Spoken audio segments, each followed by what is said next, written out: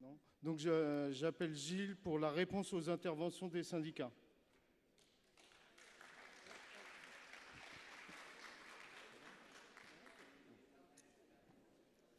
Chers amis, mes camarades, 36 syndicats sont intervenus à l'occasion de ce congrès qui va bientôt se tourner vers l'avenir avec des débats et des votes. Mais dans vos interventions, il y avait déjà de l'avenir. Certains d'entre vous ont indiqué que leurs interventions s'écarteraient quelque peu du rapport d'activité pour aborder leur réalité de syndicat. Ils nous ont livré leur analyse de leur situation, leurs projets et leurs craintes. D'autres ont fait part d'insatisfaction et formulé des reproches. C'est bien normal et juste de faire de la place à cela dans une organisation comme la nôtre. Le débat, répétons-le, c'est le carburant de la démocratie. La franchise aussi, c'est l'avenir. Cela montre une organisation sereine dans ses fondamentaux et capable d'entendre des hausses de ton. On peut être poli, mais ferme et tranchant. Vous n'en êtes pas privé. La moitié des syndicats a fait monter un de ses délégués à la tribune, autant d'hommes que de femmes, presque. Pour beaucoup d'entre vous, c'était une première, l'avenir, quoi. La fédération n'est pas parfaite et doit progresser dans son action au service des équipes syndicales et plus largement dans son action globalement. Parfois, les critiques sur le rapport qui sont émises sont en fait un résultat presque logique. Nous avons voulu livrer une vision politique et analytique de la situation dans laquelle nous opérons, sans faire un inventaire exhaustif. Oui, c'est vrai, on aurait dû davantage parler de certains secteurs, comme les chambres consulaires ou les professions judiciaires, ou d'autres encore. Surtout que, pour ne parler que de cela, nous avons plutôt agi pour mobiliser, épauler, accompagner les militants des chambres consulaires et agi, comme l'a très bien décrit Louis-Marie du SNPJ. Cette réponse doit permettre de combler une partie de ce vide. Aucun secteur professionnel de la fédération ne doit être délaissé par la fédération. Ils doivent tous faire l'objet d'une politique animée par un responsable de branche, et le sont tous. Même les mouvements et associations pour lesquels les relations avec le syndicat francilien sont fraîches. J'y reviendrai. D'autres secteurs, comme les casinos-jeux, auraient pu être davantage cités également. C'est un choix rédactionnel. De la même façon, nous n'avons pas parlé dans le rapport d'activité de l'action au jour le jour de la fédération, qui elle aussi, bien que normale, entre guillemets, est marquée par l'engagement de militants exemplaires qui agissent souvent dans des conditions difficiles, voire très difficiles. C'est pour cela que nous observons partout notre audience et définissons convention collective par convention collective, secteur par secteur, une stratégie sectorielle. Développons des supports Internet spécifiques à chaque secteur. Remarquons des candidatures au bureau fédéral dans toutes nos branches statutaires. Tout n'est pourtant pas parfait. On m'a fait écrire l'anglais « Nobody is perfect », on le sait, et c'est tant mieux. Ceci dit, nos moyens ne sont pas plus suffisants au niveau national qu'au niveau local, et le niveau de conflictualité dans nos secteurs y est très grand. Vincent, du syndicat des services de l'Indre, a fait part de la situation du groupe Vivart, de la collaboration des équipes des syndicats et de la fédération. C'est vrai, on marche ensemble, mais pour dire vrai, on rame ensemble. Face à des actionnaires vautours, une direction mise en place pour restructurer, j'aurais tendance à dire même dépecer le groupe, et face à un syndicat historiquement dominant, mais très compréhensif, il faudrait faire plus et avoir les moyens de faire plus. C'est exactement la même chose en ce moment sur Buffalo Grill, où notre équipe fait face à une répression patronale brutale, aidée par une organisation qui s'appelle Force ouvrière, et qui cible nos délégués, à commencer par notre DSC. Je pourrais parler aussi de Zara, et je reviendrai aussi plus tard sur un spécial Hélice. Sur ce point, je vous indique que nous avons une grosse activité de défense de nos équipes. Ça n'est pas forcément mis en lumière dans le rapport d'activité, mais c'est le quotidien. D'ailleurs, la reconnaissance du fait syndical, ça aurait pu être aussi ça, la modernisation du dialogue social. Ça devrait l'être en tout cas. Vous êtes nombreux à vous inquiéter et à avoir souligné votre attention aux évolutions du projet de loi sur la modernisation du dialogue social. Le sujet est essentiel pour nos secteurs où le fait syndical donc ne va pas de soi. Le sujet est au cœur de l'actualité puisque le projet de loi a été adopté hier à l'Assemblée nationale. Le vote au Sénat est maintenant prévu le 30 juin. Bien sûr, et vos inquiétudes sur le sujet le montrent, cela nous touche directement puisqu'il est question de nos moyens d'action, de notre fonctionnement dans nos entreprises. Pour rappel, le projet vient à la suite de l'échec des négociations qui ont eu lieu avec le patronat au niveau national et interprofessionnel. En effet, en janvier dernier, la négociation s'était soldée par un échec, le patronat ayant été incapable de négocier sérieusement. Comme nous l'a dit Frédéric du syndicat des services de Picardie, non, les représentants du personnel ne sont pas trop curieux et ce n'est pas à cause de nous que les entreprises vont mal. Le gouvernement a finalement repris la main et nous tenterons d'améliorer le contenu de la loi tout au long du processus législatif en étant force de proposition, vous avez entendu Laurent ce matin. Nous obtenons la création de commissions paritaires régionales pour les TPE, ce qui constitue une avancée réelle à destination des nombreux salariés de nos secteurs, auxquels beaucoup d'entre vous ont fait référence tout au long de vos interventions. Cette activité significative l'est d'autant plus, cette avancée significative l'est d'autant plus que jusqu'ici, ces salariés étaient privés d'une quelconque représentation du personnel. Mais cette avancée ne doit pas entraîner, on est bien d'accord, une diminution des droits existants dans les entreprises plus grandes. La CFDT est pleinement vigilante et force de proposition concrète sur l'ensemble du projet de loi. La version adoptée par l'Assemblée nationale a d'ailleurs ajouté des compétences supplémentaires pour ces commissions, au-delà de celles qui existaient dans les CPRIA, pour les connaisseurs, les commissions paritaires régionales interprofessionnelles de l'artisanat. CPRIA, qui, rappelons-le, ont fait l'objet de tous les recours juridiques possibles de la part du MEDEF, qui jugeait l'UPA irresponsable en disant « vous faites entrer le loup dans la bergerie ». C'est comme ça que nous voyait à l'époque le MEDEF. La fédération reste donc vigilante sur le moyen des moyens de fonctionnement des IRP, heures de délégation, nombre de membres, nombre de réunions, etc., etc., pour lequel trop d'imprécisions demeurent dans le projet de loi qui renvoie beaucoup trop à des décrets sur des éléments importants. À ce sujet, la question des CHSCT et avec lui les questions de santé au travail, de risques psychosociaux, de burn-out que vous avez souvent évoqués sont absolument primordiales pour la fédération. La fusion des instances, à laquelle la CFDT n'est pas opposée par principe, à la condition qu'elle fasse l'objet d'un accord collectif avec l'employeur dans les petites entreprises, ne doit jamais être l'occasion d'une diminution de moyens, mais doit permettre une meilleure efficacité du dialogue social. La fédération regrette l'absence de subrogation dans le cadre du congé de formation syndicale qui permettrait de simplifier le départ en formation pour une montée en compétences des militants. Gageons que l'action confédérale, citée ce matin, change la donne.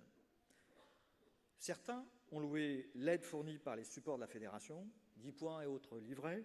Bien entendu, nous continuerons à être réactifs dès que la loi sera adoptée, pour que les équipes soient le mieux outillées possible pour s'adapter à ces changements. Pour revenir sur les mouvements et associations, nous avons bien entendu noté la volonté affichée par Anne, au nom du SMA, de travailler avec la fédération sur le secteur des associations. On peut y être critique, elle l'a été, et constructif, alors la fédération dit chiche. Depuis le dernier congrès, il est vrai que des sections nationales ont été créées, les adhérents renvoyés vers les syndicats compétents en région et en Île-de-France, comme lors des élections de France Terre d'Asile par exemple. Il est vrai qu'il y a peu d'accords dans cette branche. Une volonté patronale existe dans les diocèses. Nous ne nous priverons pas de négocier dans cette future branche avec la participation du conseil de branche et des militants des sections locales. Même si le syndicat nous a parlé de son délabrement dans ses relations avec les structures fédérales, s'il est en capacité d'apporter sa contribution sur ce secteur, il sera le bienvenu. Le SNPJ est intervenu à juste titre pour nous indiquer que la loi Macron ne concernait pas que les commerces, mais aussi les professions judiciaires, largement impactées. C'est pourquoi la fédération s'est fortement mobilisée pour interpeller les pouvoirs publics et participer à la quasi-totalité des auditions à l'Assemblée nationale et au Sénat pour porter la parole des salariés. Respect du dialogue social, maintien dans l'emploi et intérêt général ont été nos mots d'ordre, même si par ailleurs, certaines propositions faites dans le projet de loi allaient dans l'intérêt des usagers. Mais il faut aussi se le dire, le patronat de ces secteurs qui a su, grâce à ses agences de communication, faire le buzz, est aussi un des patronats les plus réactionnaires de France. Il a licencié en 2008, suite à la crise, après des années de vagues très grasses, et en 2014, à titre préventif, pour conserver ses rentes. Marie Bernadette, au nom du syndicat de Loire-Atlantique, nous a fait part de ses craintes.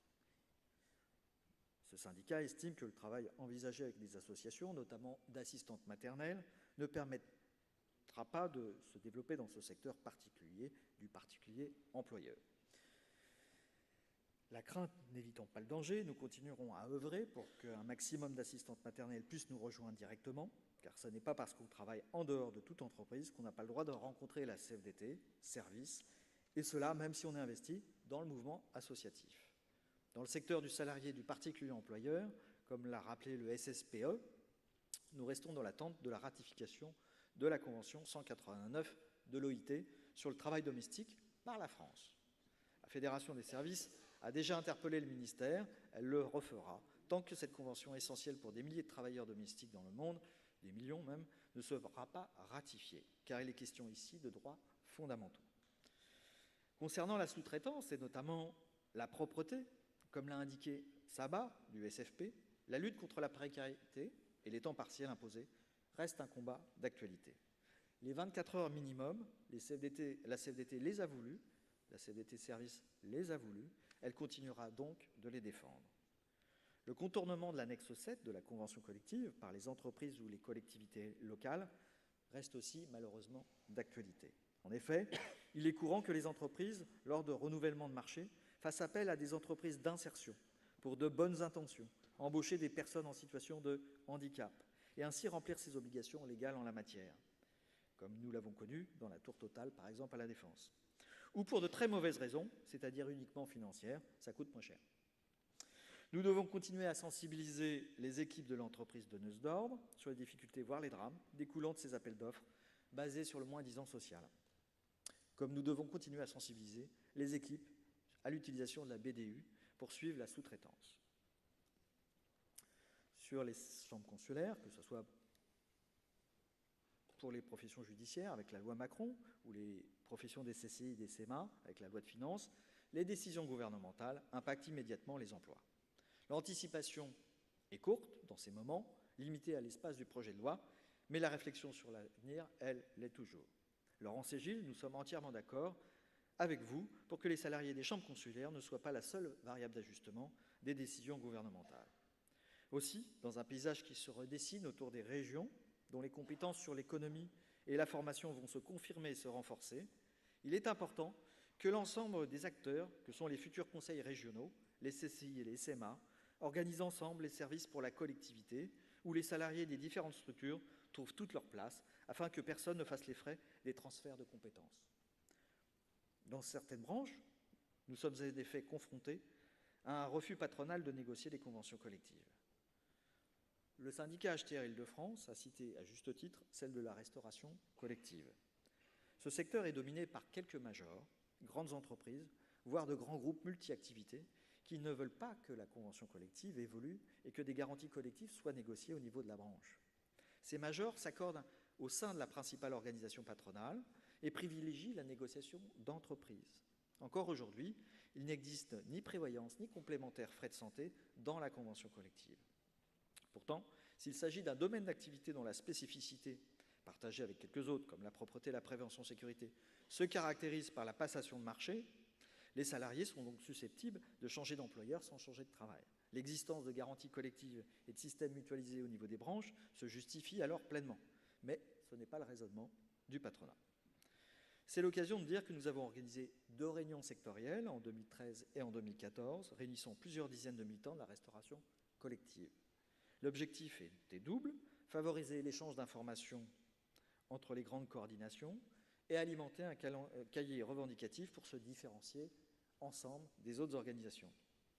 L'objectif est atteint dans la mesure où les délégués syndicaux se connaissent mieux et réagissent plus vite lors des passations de marché pour prendre en charge les adhérents et les élus CFDT transférés. L'objectif est aussi atteint en ce qui concerne le cahier revendicatif partagé.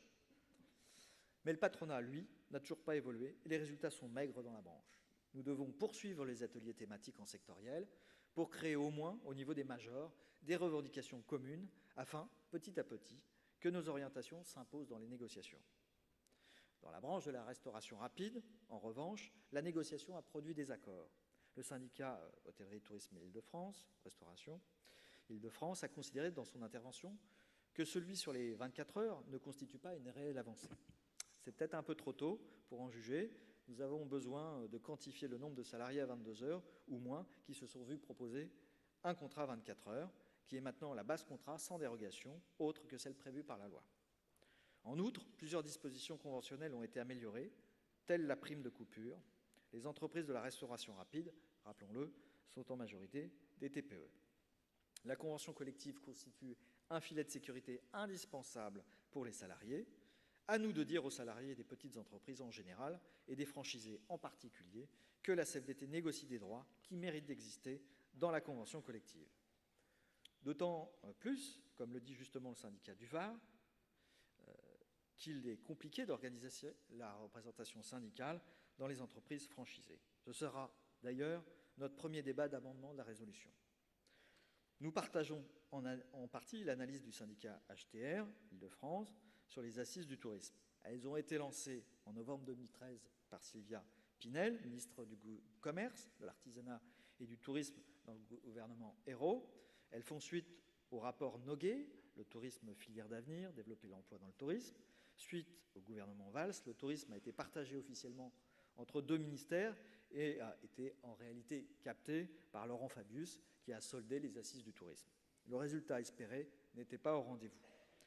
Nous avions émis plus que des réserves sur certaines préconisations du rapport Noguet, base de ces assises, comme le contrat à durée indéterminée intermittent. De toute façon, il appartenait au champ patronal des différentes conventions collectives de donner une chance au dialogue social pour développer des emplois de qualité, chance qui n'a pas été saisie. Les querelles de pouvoir ont été préférées dans le secteur.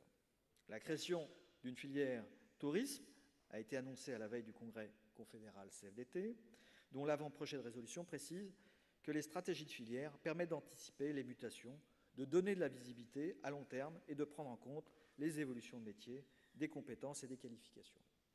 Nous avons continuellement mis en avant nos axes revendicatifs, négocier de nouveaux droits en particulier en direction des saisonniers pour les déprécariser, favoriser les passerelles entre métiers et entre branches pour les salariés en choisissant la mobilité, faire connaître les droits existants comme les fonds d'action sociale et l'accès à la formation, améliorer la qualité du travail en agissant directement sur les conditions de travail et sur les facteurs de pénibilité, augmenter enfin le pouvoir d'achat. La présentation dans 2 semaines du contrat d'études prospectives, CEP de toutes les formes de restauration, et de l'étude sur les attentes de la clientèle fera le point de départ de la mise en place de la filière tourisme en France, enfin. Signalons plusieurs PSE dans le tourisme social, Azureva, Vacances Bleues par exemple, qui nous préoccupe beaucoup. Le syndicat des Alpes du Sud a remarqué une éclaircie dans ce paysage, terne, la fusion des villages Club du Soleil et de Renouveau, qui par un dialogue social constructif et de travail conjoint des sections s'est réalisé en maintenant l'emploi. Autre sujet d'inquiétude, comme le souligne justement le syndicat du Lot-et-Garonne, le désengagement financier de l'État vis-à-vis des collectivités locales qui conduit ces dernières à des coupes budgétaires aux conséquences graves pour les salariés des organismes de tourisme. La CFDT majoritaire dans cette branche, à elle toute seule, reste force de proposition sur le temps partiel, la complémentaire frais de santé et les spécificités des guides. Sur le commerce, la guerre des prix et les alliances de coopération à l'achat dans la grande distribution ont et auront des répercussions importantes sur l'emploi. Bernard, du syndicat du Lot-et-Garonne, l'évoque avec raison. Au-delà des visées d'optimisation des coûts d'achat, la logistique est dans la ligne de mire de l'optimisation des coûts. La logistique d'Intermarché, ITM Lait, continue de dérouler un plan de restructuration de très grande dimension et a annoncé il y a quelques semaines la mise en place du 3e plan de transformation de sa chaîne logistique. Les rapprochements prévus des appareils logistiques de Système U et Auchan, peut-être avec la logistique Hyper ou celle de Simply Market, mettent à mal l'emploi dans le secteur.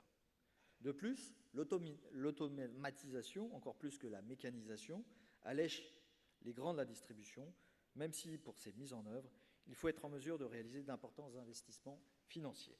Nous restons vigilants et soutenons les équipes afin qu'elles exigent la transparence nécessaire des projets d'entreprise pour peser dans l'anticipation de ces évolutions. Les développements technologiques participent aux mutations importantes du marché de l'emploi et sont aussi source d'inquiétude.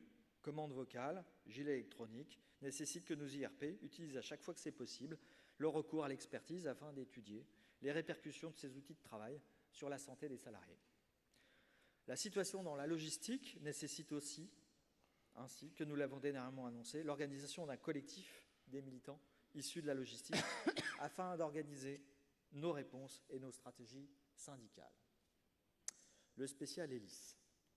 Annie du syndicat Gare et Lozère et Jean-Luc des services du Finistère ont évoqué tous deux, avec justesse, le comportement scandaleux de la direction de cette entreprise. Élise fait partie des entreprises de la blanchisserie dont la collaboration malsaine avec la CFTC n'est plus approuvée. Cette organisation syndicale totalise pratiquement 100% des voix et les 2 tentatives d'implantation de la CFDT ont fait l'objet d'un acte de répression syndicale par l'entreprise concernée.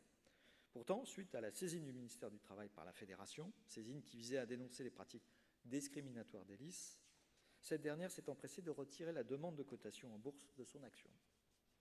C'est une action nationale, musclée et coordonnée, qui nous semble indispensable au sein de cette entreprise. Un plan d'action est déjà en cours afin de rappeler à l'entreprise que nous ne laisserons pas construire un dialogue social à sens unique avec une organisation atypique et qu'elle devra faire, que ça lui convienne ou non, avec les syndicats services de la CFDT.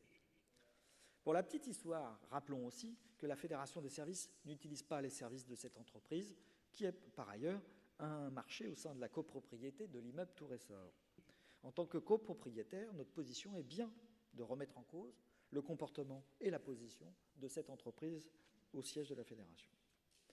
Et puisqu'on en est aux petites histoires, Sabine Courtaban des services de l'Aube a évoqué 2 dossiers, Nike et Mazagran, pour parler clair.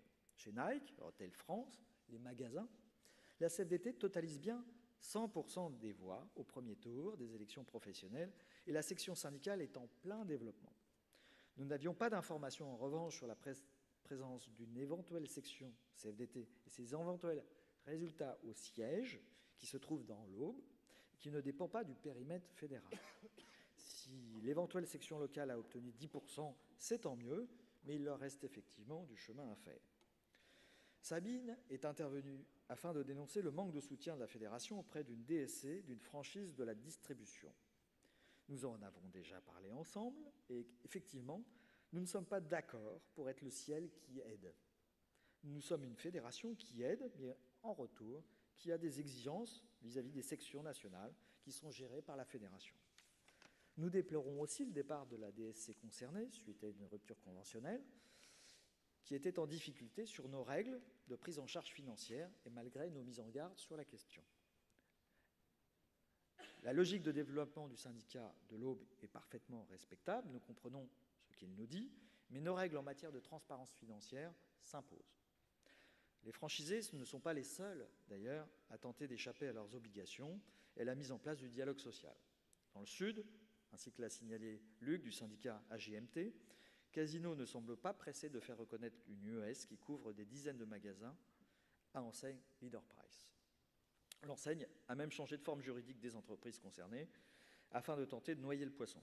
Notre responsabilité est bien de leur rappeler les leurs et à défaut d'accord, nous devrons ensemble assurer la collecte des données nécessaires à la reconnaissance juridique de cette UES. Sans parler tout de suite d'Aurélie, présentée par Florence du syndicat des services de Haute-Normandie, disons qu'une action hôtesse de caisse est prévue dans une enseigne majeure de la grande distribution.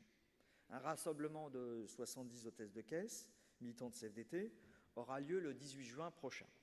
Cette journée, qui est une première sur ce secteur professionnel, va permettre de débattre des conditions de travail, des difficultés d'exercice du métier et du manque de reconnaissance professionnelle.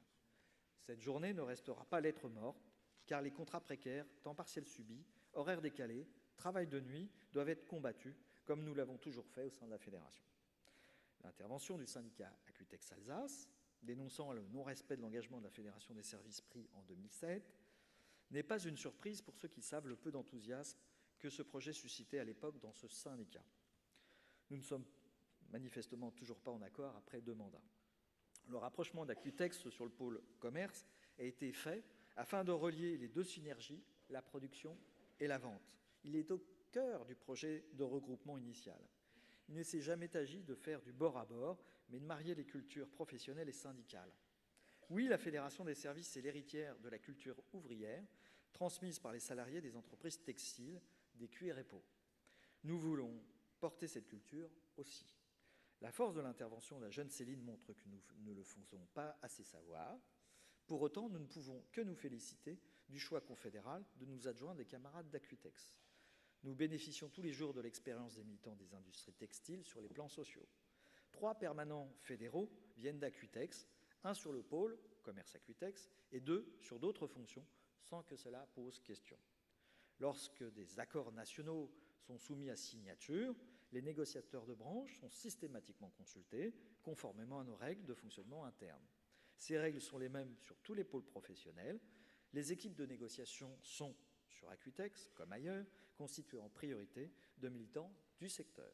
Ces militants sont aujourd'hui, pour beaucoup, dans les syndicats services et à l'aise en leur sein. Les plans de restructuration au sein des entreprises Acutex sont suivis avec attention et la fédération n'hésite pas à ester en justice, comme c'est le cas au sein de DIM. Les moyens octroyés aux militants d'entreprises Acutex sont les mêmes qu'au sein des autres branches professionnelles et l'engagement de la fédération n'a pas failli sur ce sujet. La presse de branche Acutex sort régulièrement et les 5 syndicats Acutex, qui n'ont pas été regroupés, 2 en Rhône-Alpes, 1 dans la région parisienne, 1 dans le Nord-Pas-de-Calais et 1 en Alsace, bénéficient des mêmes systèmes d'aide que les syndicats généraux ou professionnels de la fédération. Des référents de branche Acutex gagneraient à être plus nombreux, mais cela ne dépend pas de la seule fédération. La permanente fédérale sur Acutex, par ailleurs DSC DIM, a souhaité réintégrer son entreprise compte tenu de l'actualité de son entreprise, ce qui nous a amené à procéder à son remplacement. Cela a été effectif dans un délai de 3 mois, avec un suivi provisoire d'un permanent issu d'Acutex. À ce jour, nous pouvons affirmer que les équipes Acutex sont prises en charge. Les équipes Acutex ont aujourd'hui un interlocuteur disponible pour répondre à leurs questions. La fédération est attentive au développement dans les secteurs Acutex et ne voit pas d'inconvénient à renforcer le travail en conseil de branche si ses membres le demandent ou que le besoin s'en fait sentir. Céline, j'ai bien compris, nous avons bien saisi. S'il faut rassurer le syndicat Acutex Alsace par d'autres moyens, nous les examinerons avec lui, mais je veux être clair, cela ne passera pas par un choix organisationnel. Nous n'avons pas les moyens de multiplier nos pôles, ni l'envie de morceler la fédération par métier. Sur le travail du dimanche, toujours dans le commerce, la CFDT avait combattu la déréglementation de la loi Maillet de 2009 qui n'a rien résolu, ni les problèmes concrets de mise en place, ni les égalités entre salariés. Une bonne loi aurait pu remettre dans l'ordre tout ça. Mais quand on a vu arriver la loi Macron, on a très vite su que ce ne serait pas le cas. Et de fait, on n'a pas été déçus, comme le disait Eddy, au nom du syndicat Vosges-Bosel, hashtag j'ai mal à la tête, sponsorisé par Doliprane. 3 ou 4 nouveaux types de zones, des procédures dérogatoires n'en plus finir, l'augmentation à 12 dimanches, l'amélioration des droits des salariés n'était pas au rendez-vous. Dès lors, quelle devait être la position de la fédération ? Ni généralisation, ni banalisation.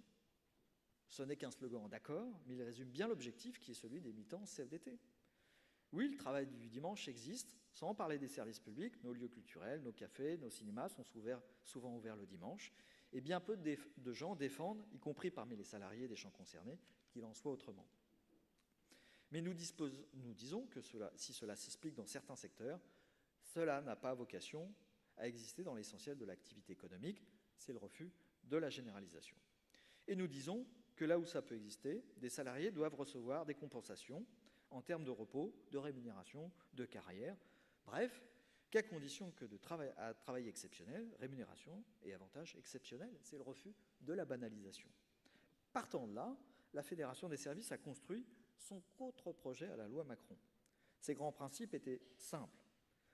La simplification drastique du système des zones, l'accord social préalable systématique pour toute ouverture dominicale, des garanties précises pour le volontariat et le retour à des horaires normaux, ce qu'on appelle entre nous la réversibilité, des compensations obligatoires incluant des contreparties salariales, la prise en charge des frais, des repos compensateurs, des éléments de transport, l'extension de ces garanties revendiquée par Sabat du syndicat SFP pour la propreté et revendiquée pour l'ensemble des salariés de la sous-traitance et des branches ayant une dérogation permanente au repos dominical. Pascal, du syndicat HTR, Île-de-France, apporte à sa manière un argument qui se situe dans la même logique. Bref, le travail dominical sans extension sur la base d'un double accord, collectif et individuel, est payé à son juste prix. Adopter un tel projet aurait fait reculer le travail dominical dans notre pays. Entendre le syndicat des services de Basse-Normandie parler de positions mitigées face au travail du dimanche, pour le coup, c'est un peu fort de café.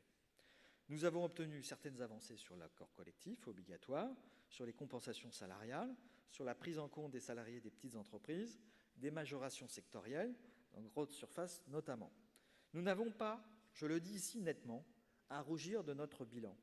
Nous n'écrivons pas les lois, mais l'action des équipes sur le terrain, par le travail d'information, de lobbying auprès des parlementaires, nous avons obtenu, oui, des avancées.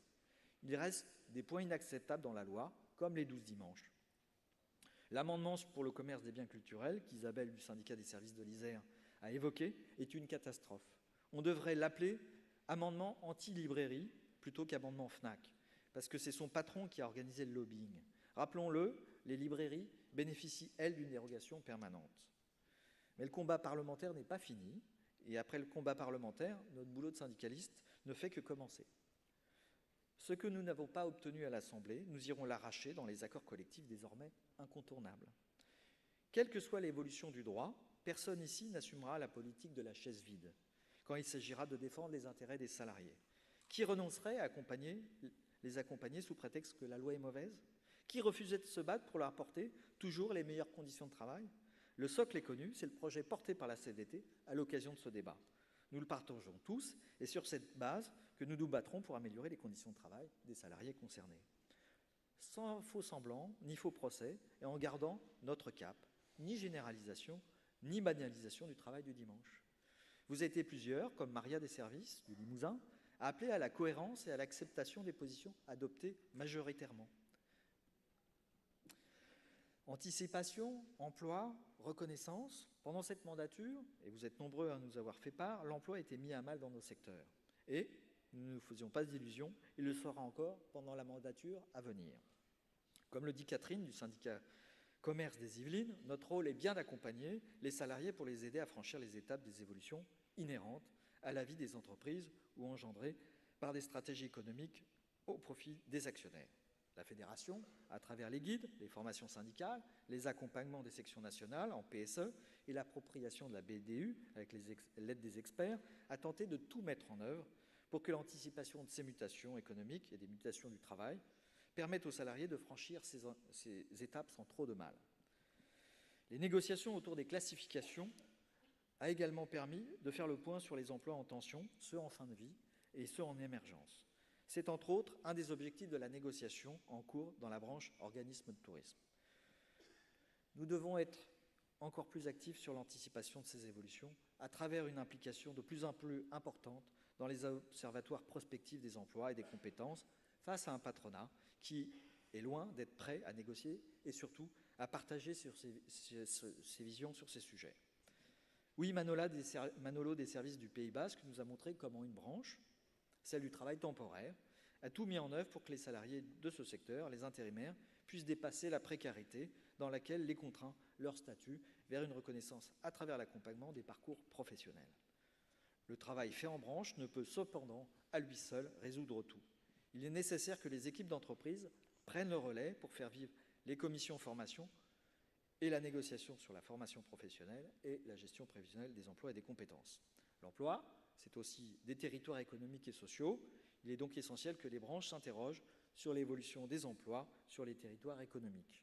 L'Isère nous a présenté l'action de gestion prévisionnelle des emplois et des compétences territoriales mis en place sur un territoire économique.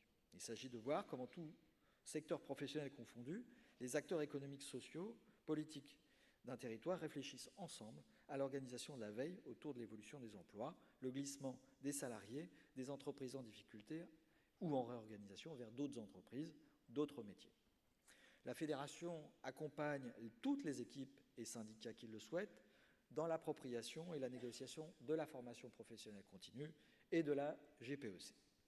Enfin, en ce qui concerne la formation professionnelle et initiale, la loi impose maintenant la mise en place de négociations sur l'apprentissage. C'est aussi par cette implication dans les négociations de branches et d'entreprises que nous pourrons relancer l'apprentissage et par là même aider les camarades des CMA pour que les CFA ne meurent pas. Sur le compte pénibilité, c'est assez.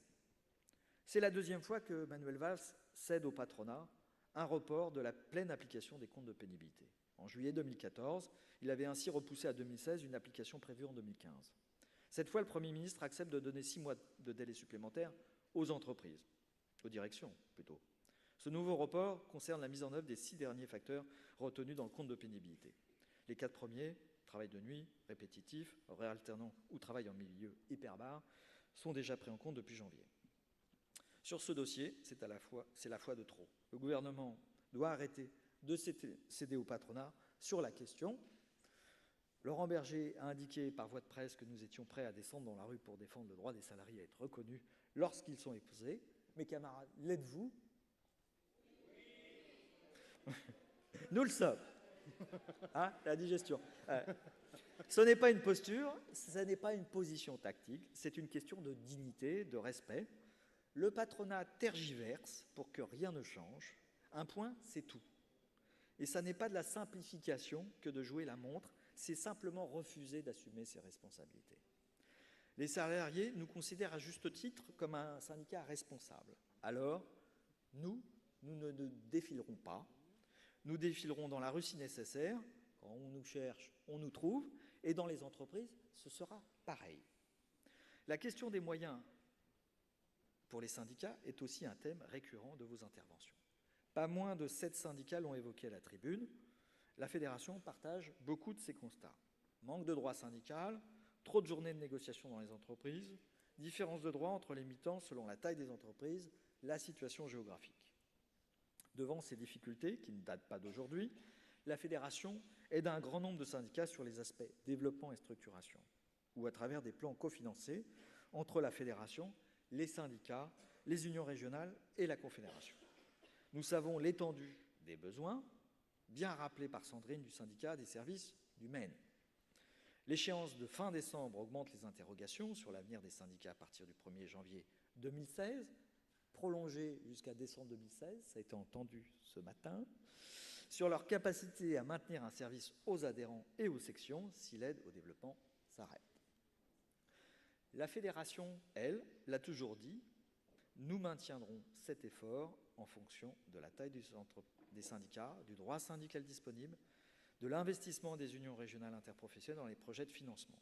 Mais on peut se dire aussi, parce que la fédération non plus ne se prive pas de langage direct et d'un ton un peu haut, que les engagements des syndicats qui prétendront à un plan devront s'inscrire dans des objectifs fédéraux débattus et arrêtés au bureau fédéral de la rentrée prochaine. On peut déjà se dire que les projets devront prendre en compte, si vous adoptez les orientations que nous débattrons ensemble jusqu'à la fin de la semaine, une meilleure structuration professionnelle dans chaque syndicat, renforçant la dynamique de mise en place des référents de branche, ou plutôt de conventions collectives, poursuivre et amplifier le développement et les actions de syndicalisation dans les sections et envers les salariés des TPE, des implantations durables en étoffant des réseaux de négociateurs de protocoles formés aux pratiques, le renforcement des compétences des mi-temps par la formation syndicale. Si le caractère limité dans le temps semble trop ponctuel à Nadine des services de Basse Normandie, il faut bien reconnaître qu'un bornage est nécessaire pour chaque projet et que l'équité entre nous soit lisible sur l'affectation des moyens. Nous évoluons vers une démarche intégrée qui allie le développement, la représentativité, la structuration, la formation et l'accompagnement des mi-temps en partant de la négociation d'un maximum de protocoles. À ce sujet d'ailleurs, la fédération a mis en place à votre disposition un outil au nom bizarre, peut-être, le PASS, le plan d'aide aux syndicats des services. Nom bizarre qui dit bien ce qu'il est, un plan vers les syndicats pour qu'ils fassent leur métier en multipliant les protocoles préélectoraux. Ce dispositif nous donne aussi les bases pour déposer un dossier de financement auprès de la CNAS afin de bénéficier de l'incitation financière décidée au Congrès confédéral l'an dernier. Un support 10 points est disponible au stand fédéral qui détaille la démarche à suivre. À ce jour, à notre connaissance, sur les 10 dossiers qui sont déposés au comité de gestion de la CNAS, 6 le sont par les syndicats services. On peut regretter l'absence des procédures claires pour déposer les dossiers de la part de la CNAS. En même temps, un seul courrier ou mail permet d'enregistrer un dossier qui sera complété par la suite. Donc allez-y, vous avez la liste complète des entreprises de votre champ qui ont été prises en compte pour la mesure de la représentativité. Vous avez les dates prévues pour le renouvellement des IRP dans toutes ces entreprises. Vous avez bien sûr les résultats. Encore une fois, go! Gazelle est toujours un sujet d'agacement. Damien des services d'Ille-et-Vilaine l'a rappelé, mais visiblement, le service s'améliore, même s'il reste beaucoup à faire pour en faire un outil vraiment performant et fiable. Quant à Réponse à la carte, je vous renvoie à la discussion de jeudi matin avec la présentation d'Hervé Garnier, le secrétaire national chargé de sa généralisation à la Confédération. Sachez pour l'instant que la Fédération des services rejoindra le service au 1er octobre 2015, mais nous aurons tout le temps d'en parler demain. Vous l'avez dit, comme Annie du syndicat des services de Gare-Lozère, tout le bien que vous pensez de la généralisation de la coordination des syndicats sur une région à travers la CORES, décidée en congrès 2011. Vous nous avez fait part, comme Maria des services du Limousin, de vos inquiétudes sur l'évolution liée à la réforme territoriale, avec les problèmes liés à la taille de certaines régions. La fédération a anticipé en organisant des CORES nouvelles frontières régionales, mais aussi en entamant une réflexion au bureau fédéral sur les conséquences de l'éloignement des centres de décision. Oui, c'est vrai, c'est un vrai sujet pour notre fédération, tant sur le terrain organisationnel que sur l'accès aux services d'intérêt général ou encore sur la dépense publique et les passations de marché. Cela nous conduit à souhaiter que les syndicats services soient présents dans les débats des structures interprofessionnelles pour ces 3 séries de préoccupations. La proximité avec les salariés, avec les adhérents, avec les syndicats et leurs sections syndicales. C'est un engagement de la fédération. C'est donc dans cette optique que nous voulons poursuivre la déconcentration de la fédération dans la plupart des grandes régions, à l'instar de l'antenne fédérale atlantique. La déconcentration, c'est apporter une partie de solution à partir des seuls moyens de la CFDT Service. Nous avons déjà une expérience positive avec la déconcentration de la formation syndicale, dont vous nous avez signalé la pertinence et demandé la démultiplication pour répondre aux besoins immenses de former les militantes de terrain responsables de demain. C'est peut-être aussi le bon niveau pour revisiter le travail sur certaines thématiques, comme celle des jeunes et de leur place dans la CFDT. Alison, du syndicat ICI, parle avec justesse d'un aspect souvent négligé de celle de la transmission des savoirs syndicaux, de notre intergénérationnel, en même temps qu'elle rejoint la préoccupation du syndicat service d'Ille-et-Vilaine. Rappelons tout de même que nous sommes un peu différents des autres champs de la CFDT, avec le plus fort taux de jeunes de la CFDT. Cela nous conduit à une organisation en réseau spécifique, mais aussi à contribuer à l'organisation de temps confédéraux. Il reste que le plan de travail de la prochaine mandature devra aller plus loin que ce qu'on fait aujourd'hui. Pour conclure, les goûts et les couleurs, c'est l'affaire personnelle. Mais la commission exécutive qui a rédigé cette réponse s'est félicitée de la qualité des interventions. Et oui, une tribune, il y a aussi des émotions qui passent. On se souviendra de l'intervention de la Gironde. Max, on s'en resservira, c'est sûr.